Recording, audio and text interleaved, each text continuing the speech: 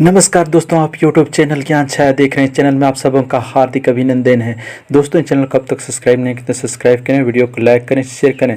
दोस्तों, खबर है झारखंड में स्कूल खोलने से पहले शिक्षकों को देना होगा टेस्ट।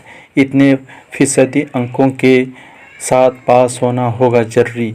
जी हाँ दोस्तों, राज्य के सरकारी स्कूलों को खोलने से पहले शिक्षकों को कोरोना वायरस से बचाव का ऑनलाइन प्रशिक्षण दिया जाएगा। इसके बाद ऑनलाइन परीक्षा ली जाएगी, जिसमें 80% अंकों के साथ पास होना शिक्षकों के लिए जरूरी होगा। संबंधित स्कूल के कम से कम एक शिक्षक को यह परीक्षा पास करनी होगी। इसके बाद ऑनलाइन सर्टिफिकेट जारी किया जाएगा, जिसके आधार पर स्कूल खोला जा सकेगा। तय अंक के साथ परीक्षा पास नहीं करने की स्थिति में शिक्षक को दोबारा प्रशिक्षण लेना होगा। शिक्षकों का प्रशिक्षण कार्यक्रम झारखंड शिक्षा परियोजना और यूनिसेफ के संयुक्त तत्वाधान में चलाया जाएगा। इसकी तैयारी के लिए परियोजना निदेशक उमाशंकर सिंह ने शुक्रवार को जिला शिक्षा पदाधिकारी और जिला शिक्षा अधीक्षक के साथ वीडियो कॉन्फ्रेंस की, जिसमें झारखंड शिक्षा परियोजना के प्रशासनिक पदाधिकारी जयंत कुमार मिश्रा, यूनिसेफ की लक्ष्मी रंजन सक्सेना समेत अन्य पदाधिकारी शामिल हुए। 16 जून से शुरू होगा प्रशिक्षण। कोविड-19 को लेकर 2 घंटे का प्रशिक्षण कार्यक्रम तैयार किया गया है। प्रशिक्षण 16 जून से शुरू होगा। इसके लिए शिक्षकों को अपने स्मार्टफोन में स्वच्छ विद्यालय स्वच्छ बच्चे ऐप डाउनलोड कर अपना पंजीयन कराना होगा। प्रशिक्षण के तत्काल बाद भी अगर कोई शिक्षक चाहे तो ऑनलाइन परीक्षा दे सकते हैं। परीक्षा में 80% अंक लाने के बाद उन्हें सर्टिफिकेट मिलेगा। सरकारी विद्यालयों में 1,16,000 शिक्षक। जी हाँ दोस्तों, राज्य के प्राथमिक से लेकर +2 उच्च विद्यालय तक के शिक्षकों के लिए प्रशिक्षण प्राप्त करना अनिवार्य है। गौरतलब है कि राज्य के सरकारी स्कूलों में लगभग 1,16,000 शिक्षक हैं। सरकारी स्कूल के शिक्षक के साथ साथ झारखंड एकेडमिक काउंसिल से मान्यता प्राप्त स्कूलों के शिक्षकों के लिए भी प्रशिक्षण प्राप्त करना अनिवार्य होगा। सभी शिक्षकों का पंजीयन अनिवार्य। यहाँ दोस्तों, राज्य के 1,16,000 शिक्षकों को दिया जाएगा कोरोना से बचाव का प्रशिक्षण। झारखंड शिक्षा परियोजना और यूनिसेफ द्वारा संचालित होगा प्रशिक्षण कार्यक्रम।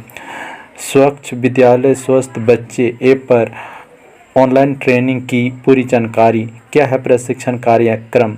कोविड-19 क्या है, यह कैसे फैलता है और इससे कैसे बचा जा सकता है? स्कूल खुलने पर उसका संचालन कैसे करेंगे?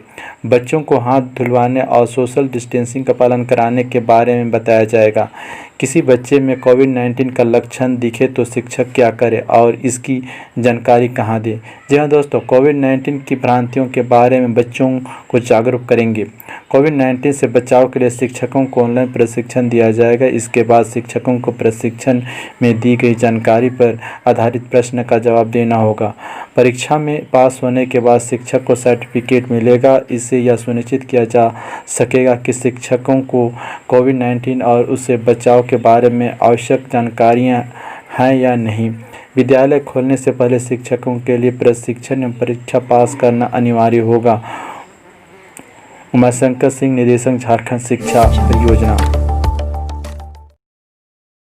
खबर है दोस्तों, झारखंड पहुंचा मानसून, कई इलाकों में हुई बारिश, जाने अपने शहर का हाल। यह दोस्तों, झारखंड में मानसून का आगमन हो चुका है। मौसम विभाग ने इसकी पुष्टि कर दी है। मौसम विभाग के निदेशक डॉक्टर एस.टी.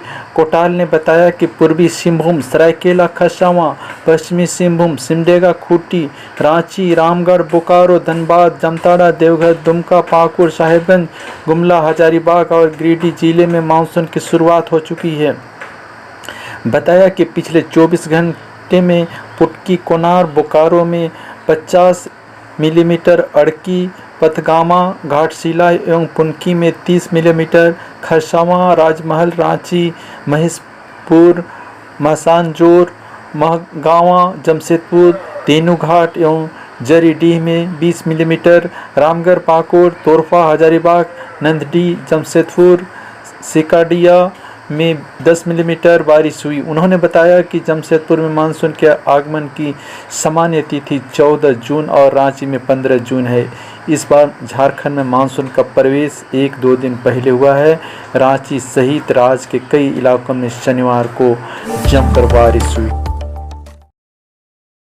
खबर है दोस्तों, स्वाद और गंध की क्षमता में कमी तो जरूर कराएं कोरोना वायरस टेस्ट। अब गंध और स्वाद की क्षमता में कमी को भी कोरोना वायरस के लक्षण में शामिल कर लिया गया है। केंद्रीय स्वास्थ्य मंत्रालय ने शनिवार यानी 13 जून को यह जानकारी दी। इस मुद्दे पर राष्ट्रीय टास्क फोर्स द्वारा चर्चा की गई थी, जिसके बाद इस बारे में निर्णय लिया गया है कि Indian council of medical research में इस मुद्दे को कोविड से संबंधित मामलों में राष्ट्रीय टास्क फोर्स में लाया गया था। ऐसा इसलिए किया गया था क्योंकि कोरोना के मामले में पाया गया कि रोगियों के सूंघने और स्वाद महसूस करने की क्षमता में कमी आई है। वर्तमान में किसी शख्स का कोरोना टेस्ट लेने के संदर्भ में 13 क्लिनिकल सिस्टम और संकेत है जो पिछले महीने संबंधित किए गए थे। इस लक्षणों में बुखार, खांसी, दस्त, उल्टी, पेट में दर्द, सांस फूलना, नौसिया, रक्त गुल यानी खून का ऊपर उठना, शरीर में दर्द, गले में खराश, सीने में दर्द, नाक से पानी निकलने को शामिल किया गया है। एक या अधिक लक्षणों वाले किसी भी रोगी को टेस्ट की अनुमति दी जाती है। स्वाद और गंध के नुकसान को भी इस सूची में जोड़ दिए जाने के बाद अब इस रोगी को परीक्षण करने के लिए एक या उससे अधिक 15 लक्षणों की सूची देनी होगी। राष्ट्रीय टास्क फोर्स के सदस्य परीक्षण मानदंडों के लिए दुनिया भर में मौजूद नवीनतम दैनिक डाटा को देखते हैं। अप्रैल में विश्व स्वास्थ्य संगठन ने कई यूरोपीय संघ के देशों, संयुक्त राज्य अमेरिका और ऑस्ट्रेलिया के साथ मिलकर कोविड-19 के प्रमुख लक्षणों में से एक के रूप में गंध और स्वाद की कमी को जोड़ा था। यूनाइटेड किंगडम के 18 मई को कोविड-19 लक्षण की अपनी सूची में इसे यानी गंध और स्वाद की क्षमता में कमी को शामिल किया था। खबर है दोस्तों, मुख्यमंत्री हेमंत सोरेन पहुंचे दुमका। रेलवे स्टेशन पर विशेष ट्रेन को हरी झंडी दिखा किया रवाना। जी हां दोस्तों, मुख्यमंत्री हेमंत सोरेन शनिवार को उप राजधानी दुमका पहुंचे। दुमका रेलवे स्टेशन पर विशेष ट्रेन को हरी झंडी दिखाकर श्रमिकों को लेह लद्दाख के लिए रवाना किया। सीमा सड़क संगठन द्वारा इस स्पेशल ट्रेन से करीब 1500 श्रमिकों को लेह लद्दाख ले जाया गया। मुख्यमंत्री हेमंत सोरेन दुमका रेलवे स्टेशन से कामगारों को विशेष ट्रेन से देश की सीमा पर बन रही सड़कों पर काम करने के लिए रवाना किया। इससे पूर्व मुख्यमंत्री की उपस्थिति में दुमका में श्रम विभाग और सीमा सड़क संगठन के प्रतिनिधि के बीच TOR यानी टर्म ऑफ रेफरेंस पर हस्ताक्षर किए गए। खबर है दोस्तों, पुलिस ने 12 साइबर अपराधियों को किया गिरफ्तार। खुद को बैंक अधिकारी बनाकर करते थे ठगी। जी हां दोस्तों, गिरिडीह ताराडांड थाना क्षेत्र में पुलिस ने गुप्त सूचना के बाद कार्रवाई करते हुए शनिवार को 12 साइबर अपराधियों को गिरफ्तार किया है। गिरफ्तार अपराधियों के पास से पुलिस ने मोबाइल, सिम कार्ड और ATM सहित अन्य सामान बरामद किया है। गिरफ्तार अपराधियों को जेल भेजकर पुलिस आगे की कार्रवाई में जुट गई है। जानकारी के मुताबिक सुबह पुलिस को गुप्त सूचना मिली कि ताराडांड थाना क्षेत्र स्थित नवादा गांव के पिंडरिया स्थित टोटपाडांड जंगल में साइबर अपराधी देखे गए हैं। ये आसपास के इलाकों में सोशल इंजीनियरिंग का प्रयोग कर धोखाधड़ी कर खुद को बैंक का अधिकारी बताकर ठगी की घटना को अंजाम दे रहे हैं।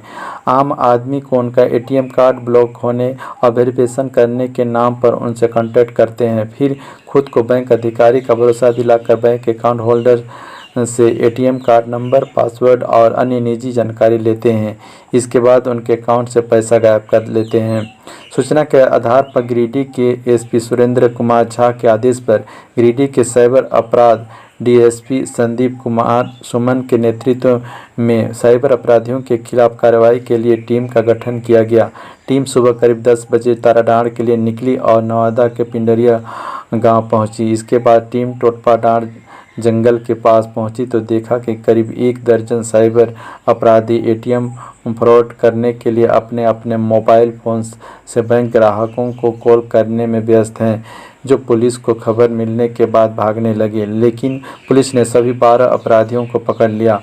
गिरफ्तार अपराधियों ने पूछताछ करने पर अपना जुर्म कबूल कर लिया। उन्होंने बताया कि वे बैंक ग्राहकों को कॉल करते हैं और जो व्यक्ति इन लोगों के झांसे में फंसता है उसे ATM कार्ड वेरिफिकेशन के नाम पर उसकी निजी जानकारी प्राप्त कर अकाउंट से पैसा निकाल लेते हैं। सभी आरोपियों ने कहा कि रुपये कमाने का यह आसान तरीका है, इसमें कोई झंझट नहीं है। पकड़े गए अपराधियों के पास से पुलिस ने 22 mobile phone, 15 ATM card, 37 sim card, 7 passbook, Aadhaar card, PAN card, voter ID card, driving licence, 4 wheeler वाहन, लैपटॉप जब्त किया है। पुलिस ने बताया कि पकड़े गए अपराधी संतोष मंडल और फूलचंद मंडल दोनों भाई हैं। उनके खिलाफ तारानाथ थाना में आईटी एक्ट से संबंधित धाराओं और अपराधी बबलू मंडल के खिलाफ भी तारानाथ थाना क्षेत्र में आईटी एक्ट से संबंधित धाराओं के तहत मामला दर्ज है। खबर है दोस्तों, बिना मास्क के सड़कों पर निकलने वालों के खिलाफ पुलिस ने चलाया स्पेशल ड्राइव। एसएसपी खुद सड़कों पर उतरे। जी हाँ दोस्तों, बिना मास्क पहने सड़कों पर निकलने वाले लोगों के खिलाफ पुलिस ने शनिवार को स्पेशल ड्राइव चलाया और लापरवाही बरतने वाले लोगों के खिलाफ कार्रवाई की। एसएसपी अनीस गुप्ता ने सभी थाना प्रभारियों को आदेश दिया कि बगैर मास्क पहने सड़कों पर निकलने वाले लोगों के खिलाफ कार्रवाई करें। आदेश देने के बाद एसएसपी खुद सड़कों पर निकल पड़े और विभिन्न चौक चौराहों पर रुककर जायजा लेते हुए बगैर मास्क पहने पकड़े गए लोगों के खिलाफ कार्रवाई करने की बात कही। खुद एसएसपी के सक्रिय होने के बाद पूरे शहर में सख्ती के साथ चेकिंग अभियान चलाया गया और कई लोगों के खिलाफ कार्रवाई की गई। पुलिस ने बगैर हेलमेट पहने और ट्रिपल राइडिंग करते हुए पकड़े गए बाइक सवार के खिलाफ कार्रवाई की और चालान काटा। शहर के विभिन्न चौक चौराहों पर सुबह 7 बजे से दोपहर 2 बजे तक विशेष ड्राइवर अभियान चलाकर बगैर मास्क पहने लोगों के खिलाफ कार्रवाई की गई। एसएसपी अनीस गुप्ता ने बताया कि कोरोना वायरस के संक्रमण से बचाव के लिए लोगों को मास्क पहनना बहुत ही ज़रूरी है। ऐसे में अगर कोई बिना मास्क पहने हुए पब्लिक प्लेस में पकड़ा जाता है तो उसके खिलाफ विधि समस्त कार्रवाई की जाएगी। सोशल डिस्टेंसिंग का पालन करने का निर्देश। जी हाँ दोस्तों, एसएसपी ने शहर के सभी थाना प्रभारियों को सख्त आदेश दिया कि सभी अपने अपने क्षेत्र में सड़कों पर निकलने वाले लोगों से सोशल डिस्टेंसिंग का पालन कराना सुनिश्चित करेंगे। जहां भी सोशल डिस्टेंसिंग का लोग पालन नहीं कर रहे हैं उनके खिलाफ विधि सम्मत कार्रवाई करें। एसएसपी ने यह भी बताया कि मास्क नहीं पहनने वाले और सोशल डिस्टेंसिंग का पालन नहीं करने वाले लोगों के खिलाफ एपिडेमिक एक्ट के तहत कार्रवाई की जाए। ऐसे में सभी थाना प्रभारी अपने अपने क्षेत्र में लगातार प्रमनशील हैं और दुकान तथा सब्जी बाजार में लगने वाले भीड़ में सोशल डिस्टेंसिंग का पालन कराने पर विशेष ध्यान दे रहे हैं। खबर है दोस्तों, अनलॉक 1 का 13वां दिन। सिमडेगा में 3 नए संक्रमित मिले। राज्य में अब तक 1660 पॉजिटिव केस। दुमका, साहेबगंज, देवघर और गोड्डा में एक भी एक्टिव केस नहीं। जी हाँ दोस्तों, सिमडेगा जिले में शनिवार को 3 नए कोरोना संक्रमितों की पुष्टि हुई है। एक कोलेबिरा, एक कुरडेग एवं एक जलडेगा के हैं। 2 ब्लॉक एवं एक पंचायत क्वारंटाइन सेंटर में है। तीनों का आइसोलेट करने की प्रक्रिया जारी है। नए मरीजों के मिलने के बाद राज्य में कोरोना वायरस संक्रमितों की संख्या 1660 हो गई है। राज्य के 24 में से 4 जिलों दुमका, साहेबगंज, देवघर और गोड्डा में एक भी एक्टिव केस नहीं है। गोड्डा में अब तक 1, साहेबगंज में 3, देवघर में 10 और दुमका में 4 कोरोना के मरीज मिले थे जो अब स्वस्थ हो चुके हैं। इसके अलावा बोकारो जिले में सिंगल डिजिट में एक्टिव केस यानी यहाँ 7 मरीज एक्टिव हैं।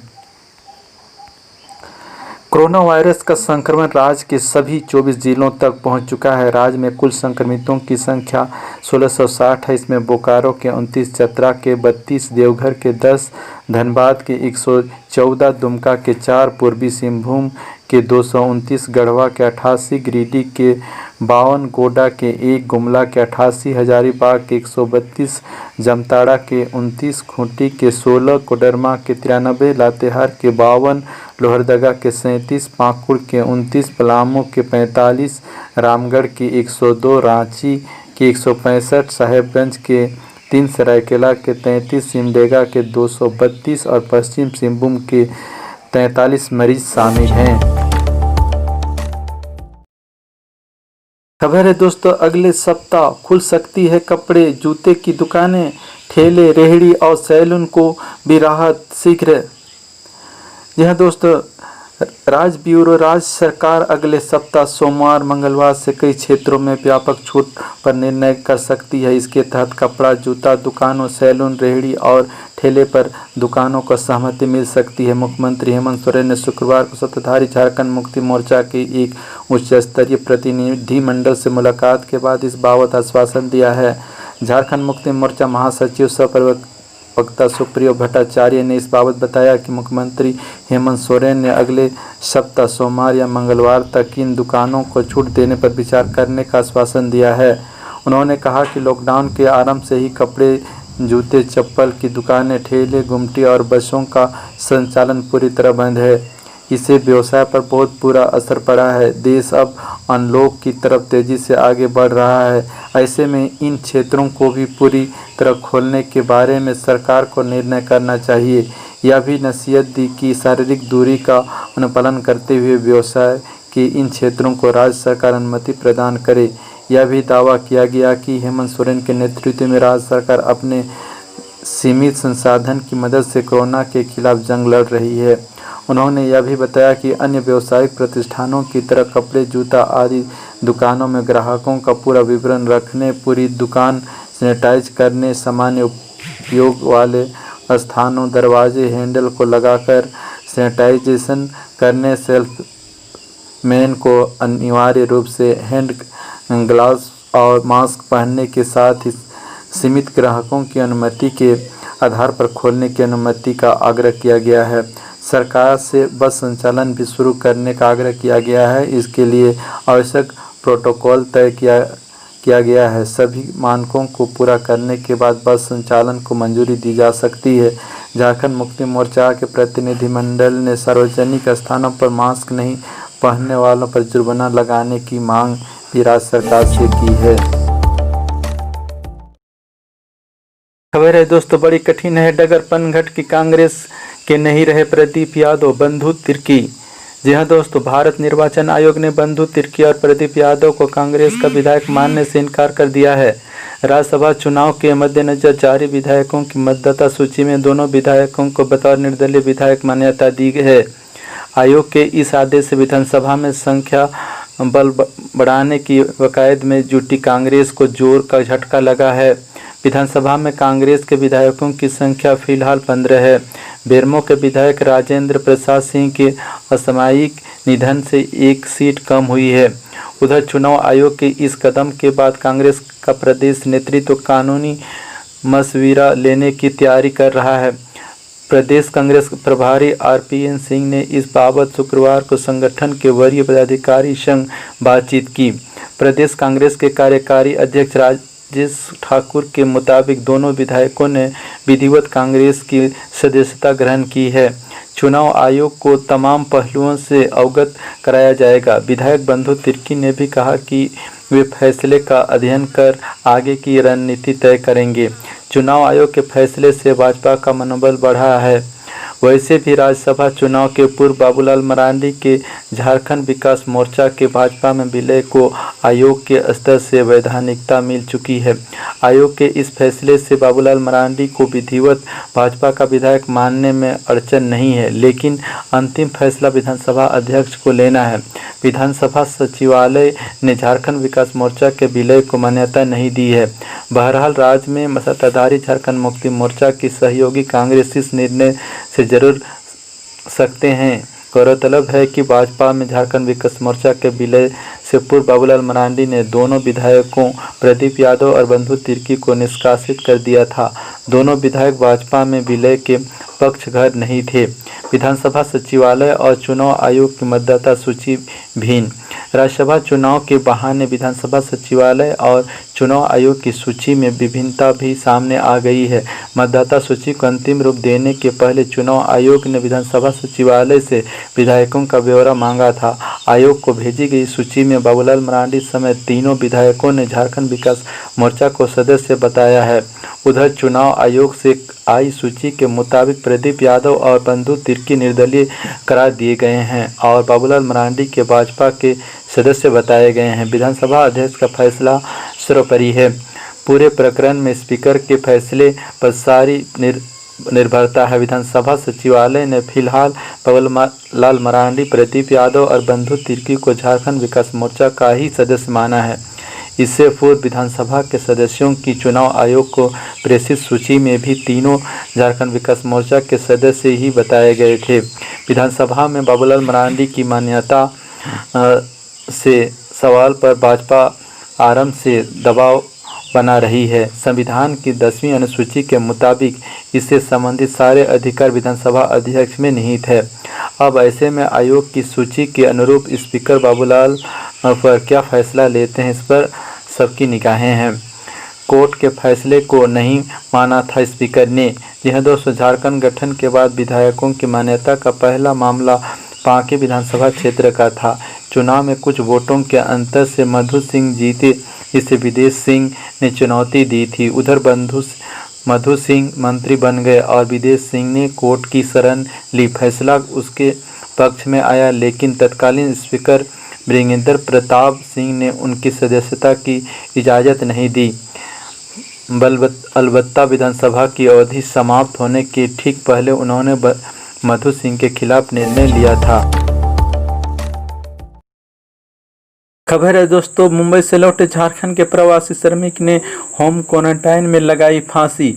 1000 लोगों की आबादी वाले गांव में शव को कंधा देने नहीं आए 4 लोग। जी हां दोस्तों, झारखंड के रामगढ़ जिला में शव को कंधा देने के लिए 4 लोग नहीं जुटे तो ठेला पर पार्थिव देह को रखकर शमशान ले गए। वहां जेसीबी से कब्र खोदी गई और तब जाकर मृतक का अंतिम संस्कार किया गया। कोरोना संकट के बीच मानवता को शर्मसार करने वाला यह मामला जिला के गोला प्रखंड क्षेत्र के नवाडी गांव का है। मृतक युवक 2 जून से होम क्वारंटाइन में था और घर में फांसी लगाकर आत्महत्या कर ली थी। अब मुखिया मदद का आश्वासन दे रहे हैं। ऐसा माना जा रहा है कि कोरोना वायरस के खौफ के चलते लोग अंतिम संस्कार में शामिल नहीं हुए। हालांकि मृतक का कोरोना से दूर दूर तक का कोई वास्ता नहीं था। बताया जा रहा है कि जितेंद्र साव ने गुरुवार को रात को फांसी लगाकर आत्महत्या कर ली थी। उसके शव का पोस्टमार्टम कराने के बाद पुलिस ने शुक्रवार देर रात शाम परिजनों को सौंप दिया। शुक्रवार को लोग नहीं जुटे तो अंतिम संस्कार शनिवार तक टाल दिया गया। शनिवार सुबह भी शव को कंधा देने वाले 4 लोग सामने नहीं आए। मृतक के भाई उमेश्वर ने लोगों से यहां तक विनती की कि वह पैसे लेकर उसके भाई का कंधा दे, लेकिन इंसानियत इस कदर मर गई कि कोई इसके लिए भी तैयार नहीं हुआ। थक हार कर उमेश्वर अपने मामा अशोक साव एवं दशरथ साव, जो कोराम्बे गांव के रहने वाले हैं, ने किराए पर एक ठेला लिया। उस पर जितेंद्र के शव को रखा और शमशान घाट नकटी गढ़ा।